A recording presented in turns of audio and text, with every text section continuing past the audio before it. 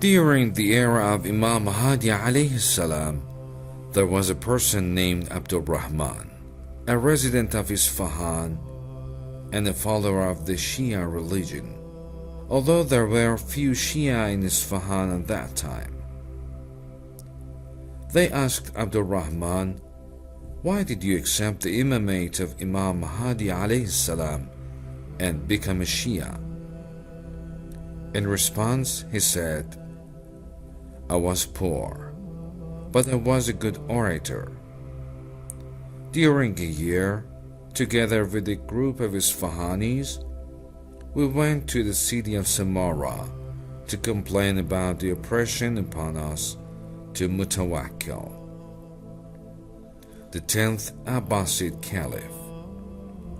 We were waiting for permission to enter at the gate of Mutawakkil's castle. Suddenly I heard that Mutawakkil ordered to summon Imam Hadi alayhi salam to kill him. I said to one of the attendees, 'Who is this person against whom the order to summon and then execution has been given?'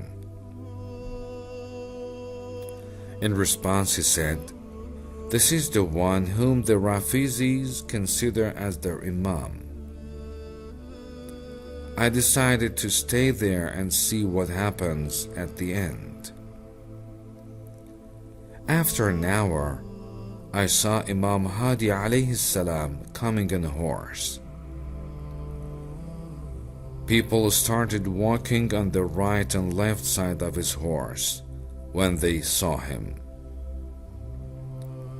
As soon as I saw Imam Hadi alayhi salam, his love filled my heart. I prayed that God would protect his precious existence from the evil plan of Mutawakkil. I was still upset and worried, and I was praying when the Imam came to me in the crowd and said, "God will accept your prayers, and your wealth, children, and lifetime will increase." I was so much surprised that the Imam informed me of a hidden news, such that my color changed. Those present said, "What happened? Why are you so surprised?" I said, "It's fine, but I didn't tell anyone the truth."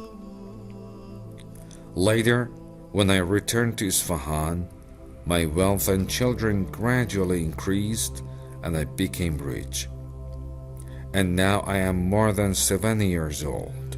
This was the reason for my conversion to Shiism, and this is how I reached the truth.